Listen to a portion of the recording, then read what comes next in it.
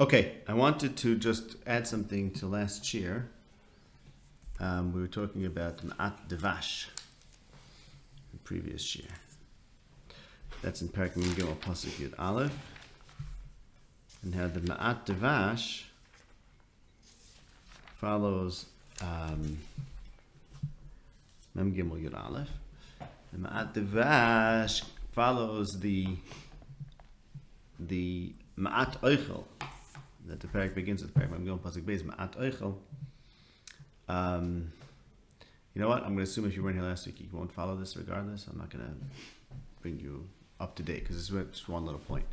Okay, so he's sending them Ma'at Devash, and that's a remez to the fact that all we need from Mitzrayim is Ma'at Oichel. There's this whole competition between the Lechem of Mitzrayim and the Lechem of Eretz Yisrael, and here the Bnei Yisrael are dependent on the Lechem Mitzrayim, but only for Ma'at. Because really, the food is supposed to come from Eretz Yisrael, in the Mahalach, coming from Hashem, etc., etc. So, you have to go down to Mitzrayim. So as it says in Mizmor Pei Aleph, which you said this morning, Kim'at oivei machnia. Anochi Hashem Elokecha amalcha me'etz Mitzrayim. If you listen to Hashem, then Kim'at oivei machnia, meaning another little bit. Sometimes sometimes the enemies have power over you. But that's only going to be for Ma'at. So to over here, and there it says Mitzur Devash Asbieka, that Hashem can give us Dvash from the Tzur, and that we said the Ma'at Tzri and Ma'at Dvash is being Merabis to that. Okay, that Hashem can give us the food from the dry place. You don't need to be in Mitzrayim to have the good food. Anyway, so they do have to go down to Mitzrayim, so it's only Ma'at Oichel. And that's the remnants of the Ma'at Devash that you're going to eat in Mitzrayim. They're going down, they're going to have a big meal there. It's a big thing. They're going to bring a mincha where they're eating lunch, and there they're going to eat with Yosef, and that's a whole major event. It's eating with Yosef. But it's only Ma'at. It's only Ma'at. Their subjugation to Mitzrayim is minimal. Okay? So I wanted to add to that, that's what we said last week, I want to add to that what it says in Keheles about dreamers should recognize that Hashem is in the heaven and they are on the earth. Al keinu dvarecha ma'atim. So the davar, which is represented in the chaloim, is ma'at. Meaning there's the davar Hashem, we spoke about something by Yeshev, there's the davar and there's the chaloim. And the davar Hashem is many words. In other words, if you have the davar Hashem, you can talk about everything. If you have a chaloim, you only have devorim ma'atim. So we have aviv shamar sadavar. We're waiting for the chaloim to turn into a davar, but you only have devarim ma'atim. And now the davar is symbolized by the lechem, as Amos says, the loyra of the lechem kiyum l'shmeis devar Hashem. The fact there's a rav in Mitzrayim means that they're looking for the devar Hashem. So even though Mitzrayim is going to supply the davar, which is the lechem, it's only devarim ma'atim, because that's all they could do. Because if you don't have the Dvar Hashem, really the way to get saved from a Rav is through the Dvar Hashem, as it says in Mizmor Gimel, Dvar Hashem Shemaim Nasu, and then Inei Shem Machal Mechastei. There's another way to do it, which is without having the Dvar Hashem, but that's only going to be Ma'atim, Ma'at Oichel, and Kemat V'mechnia. Okay, if you want to have Harchev Pichavam Alehu, like it says in Mizmor Pei Aleph, a lot of food, then you have to leave Mitzrayim. Mitzrayim is only Ma'at, a little short sojourn. Till you can get back to Eretz Yisrael. Okay, now let's go to Pasuk Yud Gimel. That's what we're up to. Ves achichem kochu, and take your brother. Vekumu shuvu elo ish. So why does he call him your brother? Why not Binyamin, his son? He's very close to his son, and now he's referring to him as their brother. Okay, that's a question. Let's see. Vikumu shuvu ala ish. So in this pasuk it says, and you get up and return to the ish. Because why does it say in this pasuk? Because in order to return to the ish, you need to take Binyamin. That was a condition. That's why in this pasuk it says, where he says, okay, you know what? Take your brother, and then kumu shuvu ala ish. Started the parak began with Yaakov telling them shuvu lo namat, and they said we can't until we have our brother with us because the ish doesn't let us. So he tells him, okay, take a mincha, take kesef mishnah, and take your brother, the kumushu v'leish. Now I'm willing to send your brother along with you in order to fulfill the condition necessary to return and stand in the presence of the ish, provided you do the things that are in the previous psukim, take the mincha and take the kesef mishnah. Okay. Pasuk Yudaled. V'kel shaka yiten lechem rachem lefnei ha'ish. Okay, so now he uses this shame of Hashem, Kel Shakai, and he calls upon the shame as a tefillah that they should have rachamim in the eyes of the ish, in front of the ish. The ish should have rachamim on them. V'shilach lochem as achichem acher ve'ez binyamin. So what does it mean, yitin lochem rachamim? Because they have to have mercy. In other words, he shouldn't be cruel to them. He should be merciful to them. But then the next line of the pasuk is very strange. V'shilach lochem, he should release to you, as achichem acher, your other brother, v'es binyamin. Binyamin, Yaakov wants to be released to them. Right? Yaakov's concern is that Binyamin should return to him. And in this pasuk he says, Kel Shakai should give you rachamim, that the ish should release your other brother Shimon and Binyamin to you and not retain him away from you. So this is very strange because it should say V'shilach, back to me, Binyamin. Okay, we'll talk about the end of the pasuk in a moment. I wanted to first talk about, let's talk about the beginning of the pasuk for a minute. Kel Shakai. So this name, Kel Shakai, appears in Sefer Bereshis 6 times. I think 6 times, right? And it's always about fatherhood. So in other words, Sefer Bereshis, which is about the Avos, which is about the Avos establishing a nation, always has this shame. And it's always in the context of something related to establishing to children. Okay, so the first time is, if you look at all the times, the first time is in Parshas Lech Lecha, Perek Yud Zayin, Pasuk Aleph, when Hashem tells Avram on the Milah, tells him, Ani Kel Shakai, Yis'alech Elef Tamim, Ve'etna Brisi B'nei V'necha V'arba Oischa B'moed Moed. So he's going to do Milah, and he's going to be multiply, and the name Kel Shakai is used over there. And then the next time is in Perek of Ches, Pasuk Gimel, where Yitzchak blessed Yaakov and told him, and sent him away to Padanaram, told him, V'kel Shakai Yevarech Oischa V'yafrecha V'yarbecha. So again, the Shem Kel Shakai is about Prut Ravu. In Perek Lamed Hey, Pasuk Yud Aleph, Hashem appeared to Yaakov and said, Ani Kel Shakai Prei Urevei. And then we have this Pasuk, where he's davening that his children should survive. So it's about his children. And in Perek Memches, Pasuk Gimel, okay, that's Yaakov quoting Kel Shakai Nir Elov Luzin told me Hineni Mafka B'Yisicha. And in Perek Memtes, Pasuk Chafei, the bracha to Yosef, Mikel Avicha V'Yazerka V'Shaka V'Varcheka B'Cha Shamayim B'Cha Shadayim V'Racham. So he blesses Yosef with fertility, and he uses the Shem Kel Shakai. So the Shem Kel Shakai is about what? Yeah, Mikel Avicha. Oh. Mikel Avicha V'Shaka. You have that a lot in other places in Tanakh. Where Kel and Shaka are broken up. I can't remember the psukim now, but you have that a lot. That's okay. So Kel Shaka here in Bereshit usually goes together, but sometimes it's broken up and you Kel and then Shaka in the second hand. In other places in Tanakh, Shaka is used in other contexts?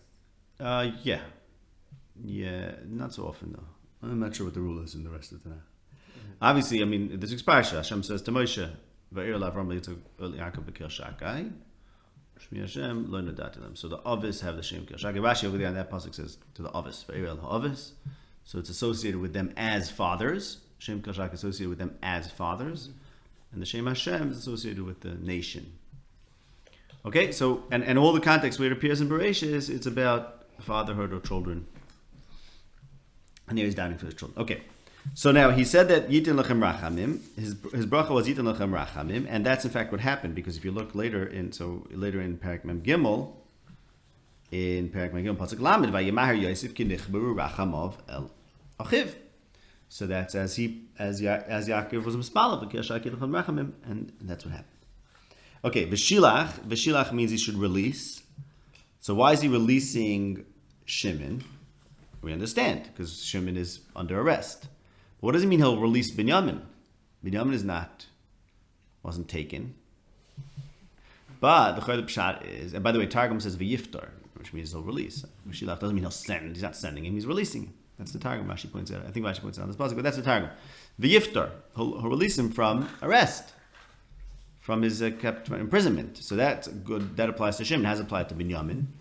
I think it's because, the Ish is asking to see Binyamin, so he's basically saying he wants Binyamin in his presence, which suggests that he has some plans, some device he has some designs on perhaps taking Binyamin for some reason.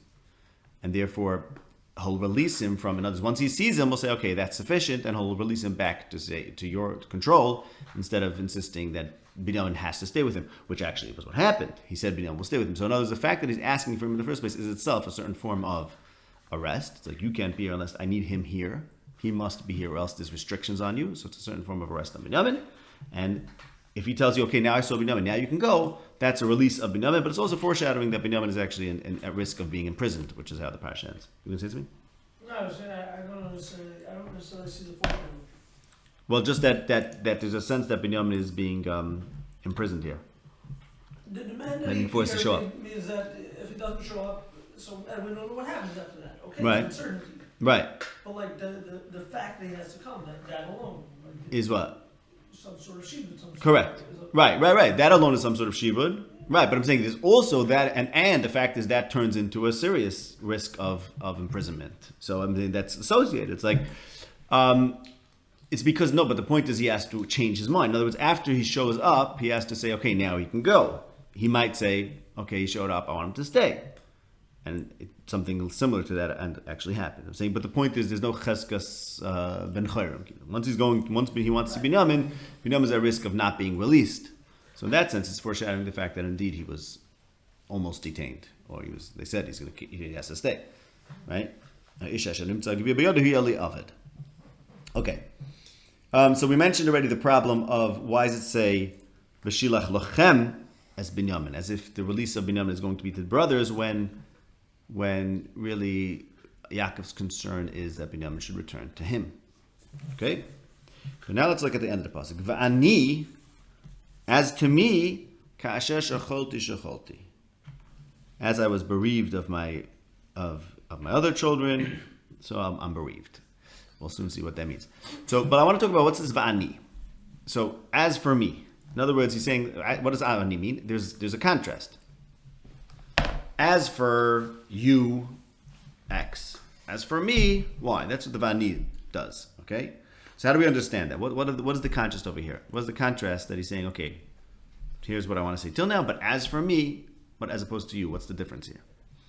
Okay, what's he saying? What's he saying about him uniquely as opposed to them? Okay, so we'll talk about what this means in a moment, but I just want to remind you, it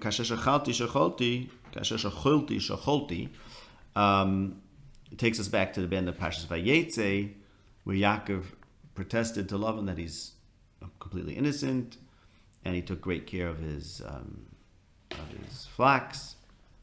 And one of the things he said was, and as we mentioned numerous times, everything he said over there came back to haunt him. He said, Treif Elohe Beisi Elecha, Terf Yosef. He said, Gunav Ziyim, Gunav Zilayla. Yosef said, Gunav Gunavti, Me'atz Evrim. And he said, Miyadi Tavakshena, Anochi Achatenim, Miyadi Tavakshena. And Yehuda said to him, Anochi Ervenu, Miyadi Tavakshena, about Binyamin. And he said, Ele Tzon Chaloshi Kelu. And here he says, Kasha Shachalti. And the Medrash points this out. The Tanchuma points out one of them at least, I think. Gunav Siyom and Gunav Silayla is Gunav Gunafti. Takes us to Gunav Gunafti. And the point is that Yaakov over there is insisting how he's so perfectly innocent. And no one took your truffin, but someone did take the truffin. Which means that everything Yaakov's saying is actually suspect. There is some problem. Because here he's insisting there's no problems. Because look, no one took your truffin and everything's great. And everything I did was great. But if someone did take the truffin, as someone actually did, that suggests that there is something wrong. And everything he says comes back to punish him. So here he's bringing back to that shacholti that he's been suffering since then, since Rachel stole the trophy. Okay, now let's talk about what does the pasuk mean. So we have a question. We have a few questions that we're leaving open now. What does it mean to release Binyamin to you? And as for me, what's the contrast between you and me? Okay? Now let's talk about so those are two questions we're leaving open, which we'll get to in a moment. First, I want to talk about what does he mean when he says, Ka'asher shacholti. What's he saying? Okay? I always thought it meant one thing, but the three pshatim that I saw in Rashi, the Rashbam, and the Barbanel. And various other Mefarshim that line up with the three of them, basically. Rashi says, V'ani ka'asher shacholti, I, who till now was not willing to let Binyamin go with you, I'm going to miss him. It's okay, I'll miss him. And I'll suffer shchoil while he's gone. Yaakov is not saying, in case something happens to him, I will once again be bereaved. But he's saying, even though till now I couldn't part with Binyamin, change my mind. As for me, so in other words, the concern about my personal concern that I couldn't not be together with Binyamin, I'm accepting that situation of the interim missing Binyamin. That's what Rashi touches it. Okay. So it's like you guys will have Binyamin with you. As for me, who's going to be sitting here worried about Binyamin's fate, say that I accept that stage of worry. So Rashi, that's the contrast. That answers the problem of you and me. Rashbam says it means whatever will be will be. Meaning that's what I always thought the pasuk meant. It was simple. I thought that was simply the pasuk that. What about something might happen to Binyamin, something terrible? Lots of terrible things have already happened to me. I lost other children, my wife, and if it happens again, and shame. I'll keep you safe with it, okay? But now Barbanel says, and this is I think the correct pshat, most pshat. This is an amazing pshat. Barbanel says, I'm already shochel. I'm done. Nothing matters to me anymore. He's telling them, the shchol that I already experienced, for me, is already irreparable. I am in a state of shchol. Shchol means bereavement, and of losing family, children specifically, and therefore, nothing matters to me anymore. That my state is a state of shchol, and therefore, I stop worrying about what happens. Why is it suddenly... Nothing can change that. What? Why does he suddenly say that now? Okay. So now it's like this. So what's he telling them about? He's telling them... So now going back to what I said before, he's telling them... He's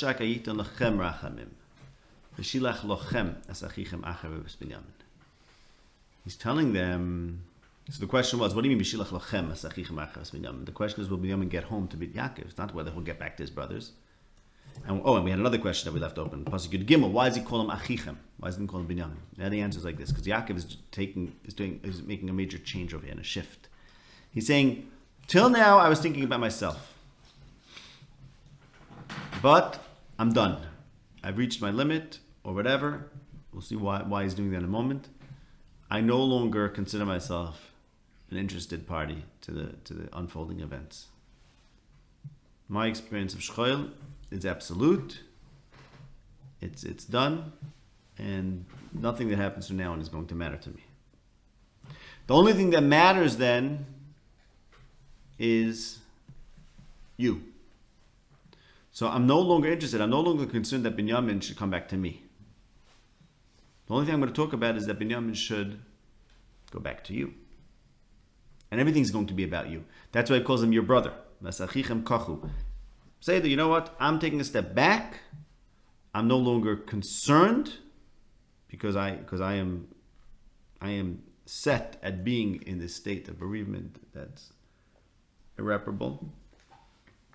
Can't be added to, can't be detracted from. And by the way, Yaakov comes to Mitzrayim, and after everything seems to be resolved, then he says, he's done.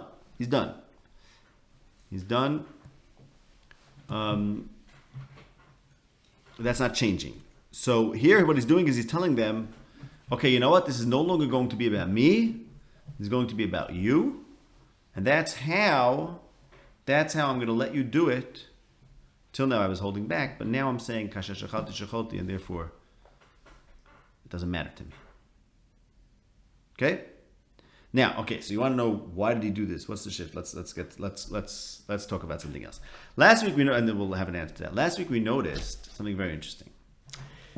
He tells them, bring back the kesef because it's a mishke, it's a mistake. And I noticed something right away, which is that, well, if it's a mistake, and they come back and they say, we never wanted this kesef, it was a mistake. So why don't they bring it back right away? It's a little interesting. We never wanted this kesef, we were good guys, we're returning it. He only came back, and they were mismameya. Yehuda said, Lule hismamonu, ki ata shalnu zeh pamoyim. This is a long time later. They came back, they needed to come back for food, so they came and said, we're good guys. If you're such good guys, why don't you turn the kesef? Okay, question. But what's more interesting is especially since they found some of it on the way. Yeah, they found it in the Malayim, right? And they claimed, and the way they recounted the story, they all found it in the Malayim, which seems to incriminate them worse, which is weird. Okay, but either way, so it's interesting. Why is it? So it's interesting on its own because whatever, it's notable. But it's more interesting because in Kehelas Perek Hey, which is once again about this parsha,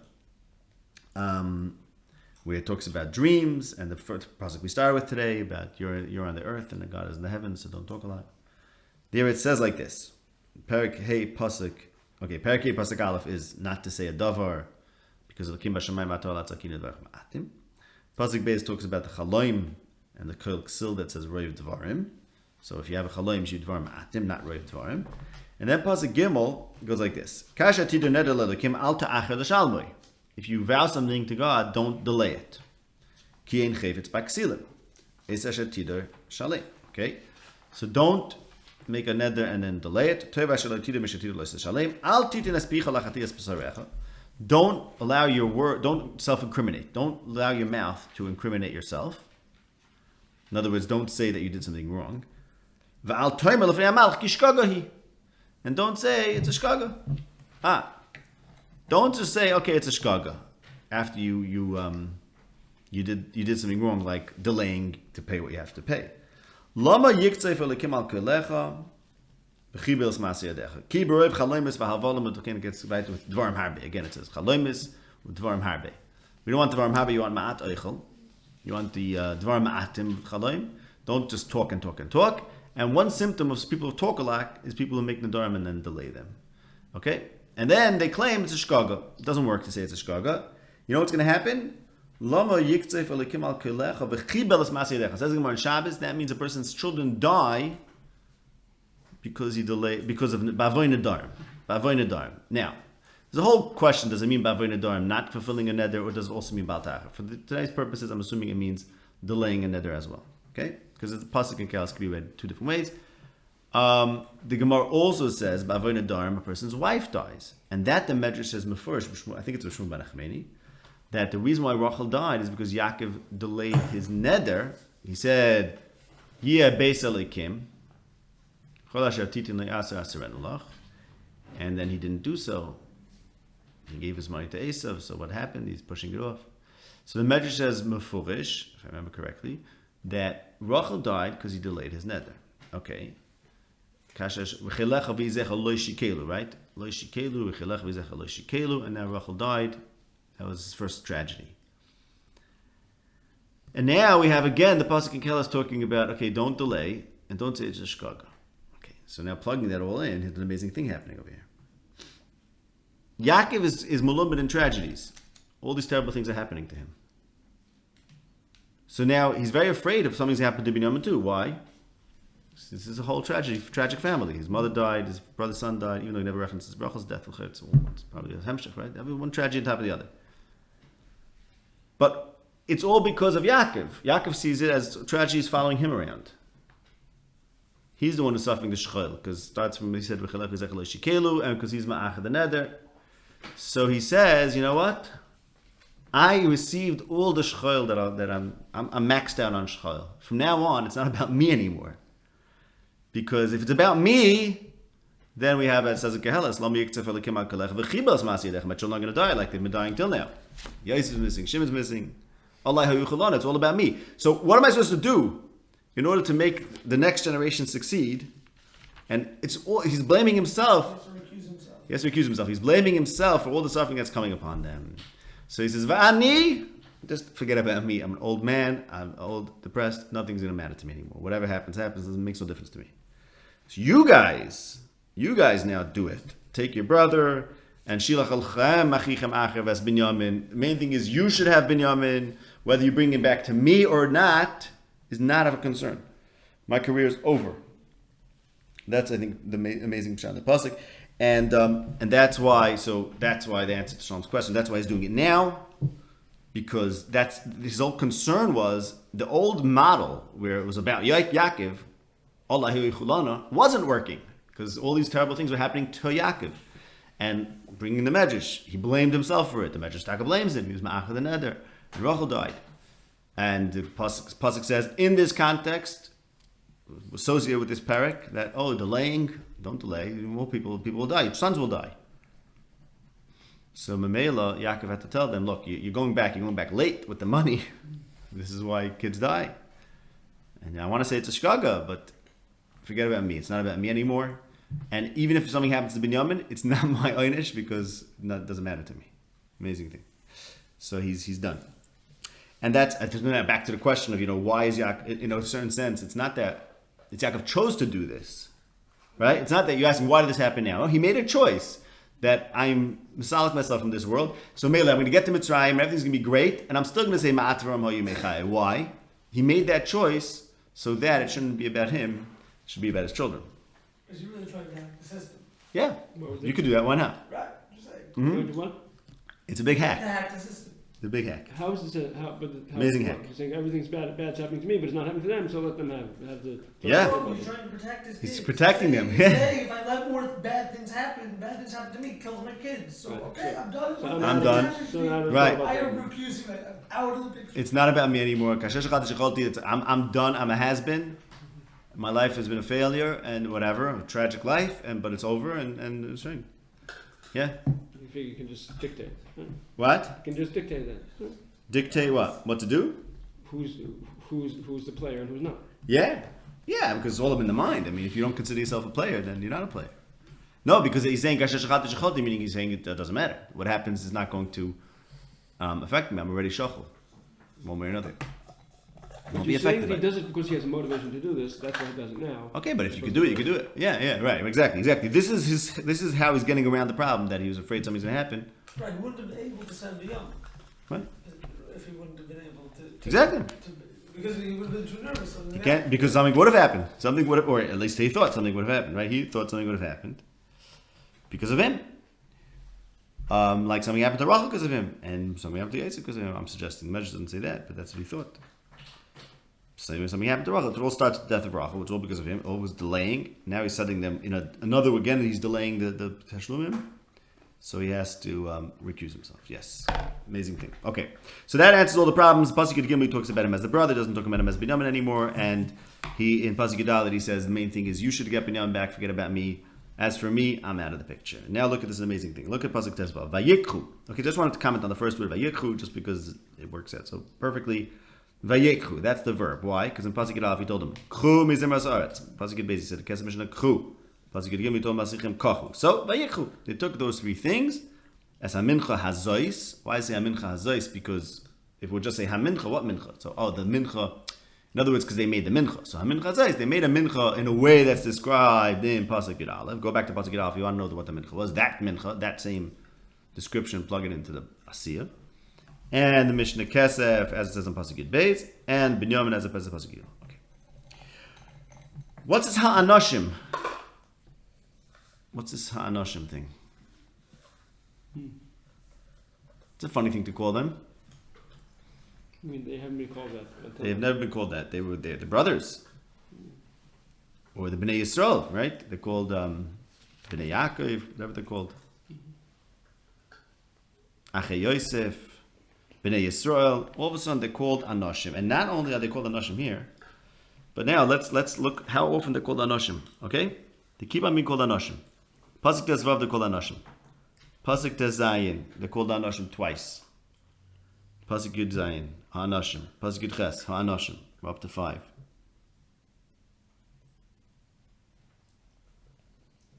Pasuk Chav Daled, 6, Ha'anoshim. Pasuk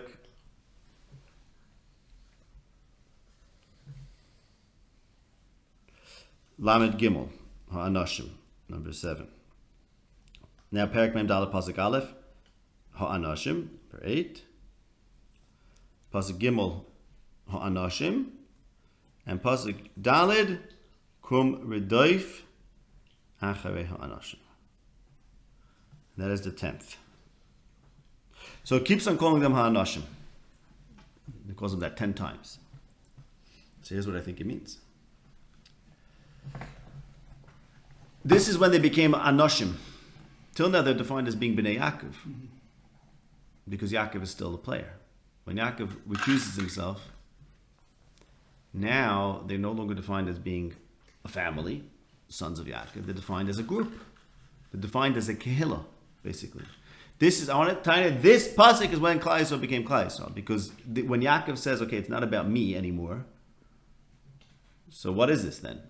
It's not about people that's born from one person. That's their past. But now they are Hanoshim. Hanoshim who unite together. And I would suggest that's why it says it 10 times. Because the point is, it's like a kehillah of Hanoshim. Miyat of Kal is 10. And now they became a kohol which is comprised of Hanoshim. Okay, that's why the pasuk now repeatedly calls them Anoshim. Bnei Bechai is more on this, why they called Anoshim, not Bnei Yaakov, and he says this is a remez to the Asar Hurugei Malchus. Yeah, Anoshim, I guess, is just different, alluding to people in the future. And it's a big side, he says, and finds other Muslim to in this parak. Okay? That's what he says, but he's medayek on this. Okay? Now, in this pasuk, going back to the previous pasuk, and to this pasuk, Vav, so it says, in this pasuk, finally, we have all the children of Yaakov united again. Because they're back, Yosef has Shimon, and they're back there. So this pasuk, they're finally called Ha'anoshim. In order for them to move on and to become Anoshim, to become a nation that's not dependent on their father, they have to be. It happens when they are reunited, when they're one. In this pasuk is the first pasuk that they're reunited from. When's the last time they were all together? Well, actually, Reuven wasn't there, but okay. Well, they still did. Right, but I was going to say, okay, so this doesn't work because maybe Reuven wasn't there.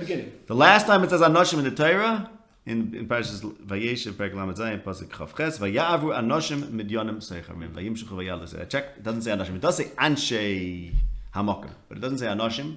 Remember here, it keeps on saying Anoshim, Anoshim, Anoshim. The last time it says Anoshim is there when they sold Yosef, and okay, there it's Anoshim Midyanim Seicharim. But till then, we don't have the Anoshim. Now, when they're back all the united, now we have a group of people that are called Anoshim. This is Am Yisrael. Am Yisrael, yes, Am Yisrael comes from Yaakov once upon a time, but that's not how they're identified. They're identified as a group of people.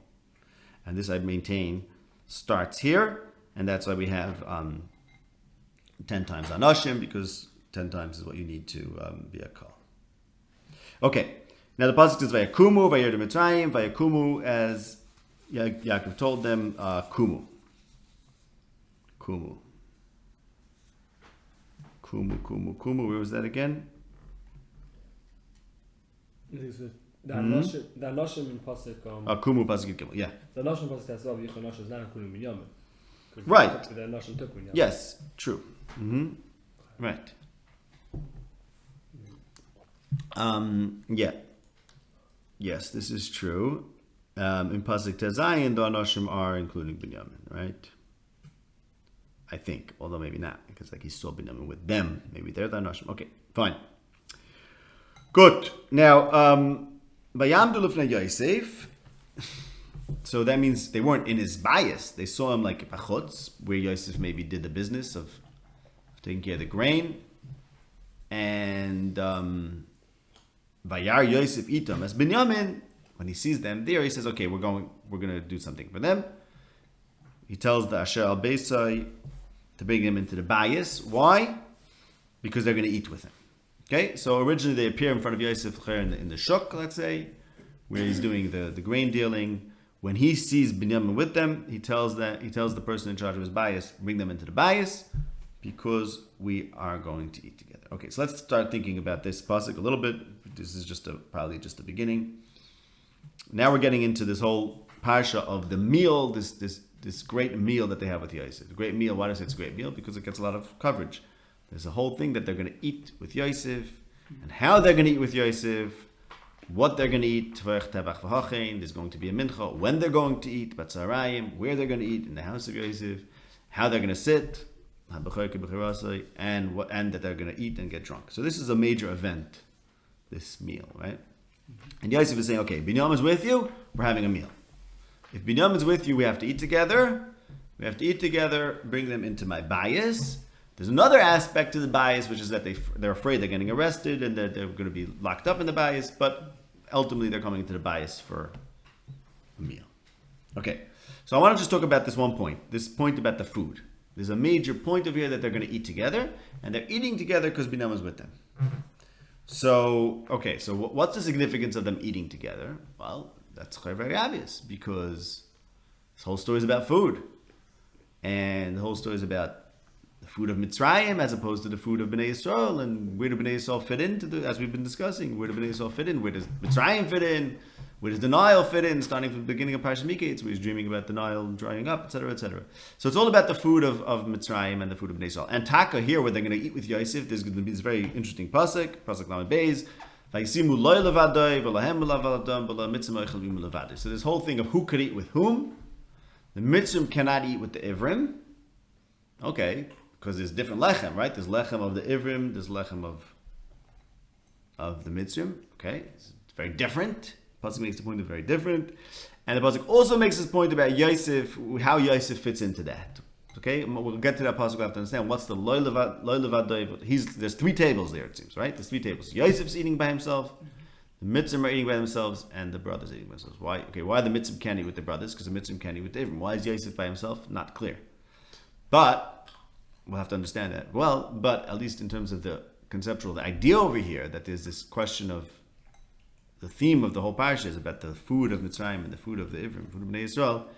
And here they're finally having this meal, but Yosef is sort of in between, because Yosef is neither a Mitzri nor an Ivri, or he once was an Ivri, but now he's a Mitzri, and so on and so forth. Okay, we'll get there. But the point I'm bringing out is just that there's this, the food is very important in this whole story, and the food of Bnei Yisrael is very important in this whole story. Bnei Yisrael's food as opposed to Mitzri food. So when Yosef sees that Binyamin is there, he says, okay, we're having a meal. So what that means is, let's take that further. I think what that means is, now that we're all together, now we can eat in a different way. In other words, there's the lechem, there's achila of Bnei Yisrael. Let's do an achila of Bnei Yisrael now that all Bnei Yisrael is together. Okay, I want to just suggest that. Like I said, this is a beginning. We'll have to explore this more. But I want to suggest that and show you where this takes us. But it's in Daniel Perek Aleph. Take a look at Daniel Perek Aleph. In Daniel Perek Aleph, we spoke about this a lot, about Daniel. What happens in Daniel Perek Aleph is that Daniel, Mechanan, Mishael, Azariah, they avoid eating the food of the Goyim. And Daniel, by virtue of doing that, becomes, in the merit of doing that, by virtue of doing that, he becomes a dream interpreter. And even though he didn't eat the food of the king, nonetheless, he was good looking, despite the fact of this meager diet. And similarly, Yosef, as we learned in Parashat Vayeshev, Yosef does not eat the bread of Mitzrayim, of his master. Even though he wasn't eating the bread of Mitzrayim, and he was whatever he was subsisting on, nonetheless he was good looking, and he becomes his dream interpreter in the court, and that's how he rises to Gedula and all the parallels and so on and so forth. Okay, but in Daniel I want to show you a few things. Daniel Perek Aleph Pasuk Tes says, "Vayitin ha'Elokim es Daniel lechesed ulerachamim lifnei sar hasarisim." Okay, so Daniel also had rachamim before the Sar Sarisim. And what was the rachamim over there? That he allowed him to not eat the pasakum. Okay? He had rachamim and he allowed him to eat separately. Okay, so now, here Yaakov said you should have rachamim lifnei ha'ish. This ish is seemingly the master Mitzrayim, and you're going into this foreign country, and you should have rachamim. Now, what rachamim do Bnei Yisrael need when they go to Galus? So what does it say about the rachamim they need is to be able to not be mu'uriv and not be influenced by the pas akum, right? So, okay, they're going to go to Yosef and he's going to be nichmu rachamav on them and he's going to give them a meal where we separate them from the Mitzrim.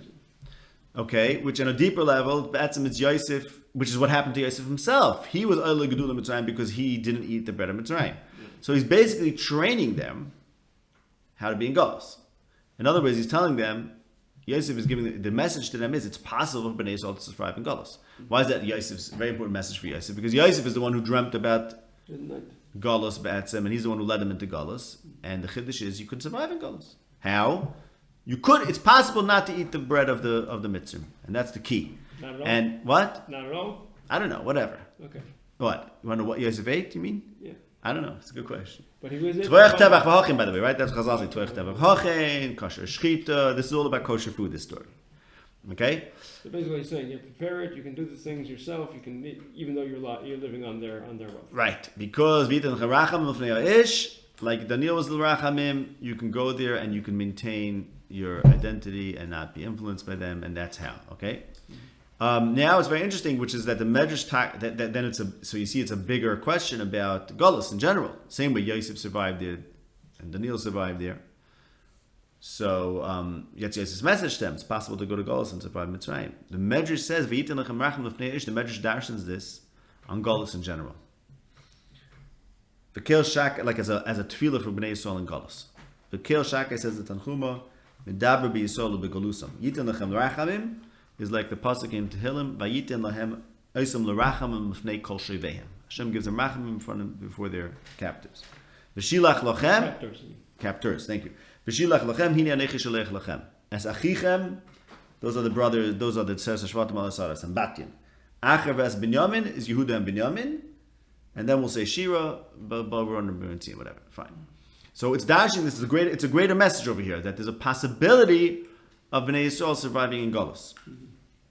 And they could stay separate. And okay, fine, right? Like Daniel stayed separate, and this all depends on the food. So, and the other thing is like this. One more thing. There in Daniel it says, in Daniel Parak Aleph, Pasuk Chaf, it says how wise they were, and they were S10 Yodis, they were 10 times wiser than all the Chatumim. S10 Yodis, 10 times. And here, in our parasha, it says that that Binyamin received Chamesh Yodis. His portion was 5 times theirs, and he also gave him Chamesh Chalifay Smolis. So I say 5 plus 5 is 10. Okay, but Akaponim, just another Tzushtel. And now bring it back to what we discussed earlier. I think the pasuk is saying like this: now that we're all together, so now that we're the Anoshim, now that we're Bnei Yisrael, like the nation Bnei Yisrael, not the children of Israel, not the children of Jacob, but rather we are the nation of Bnei Yisrael.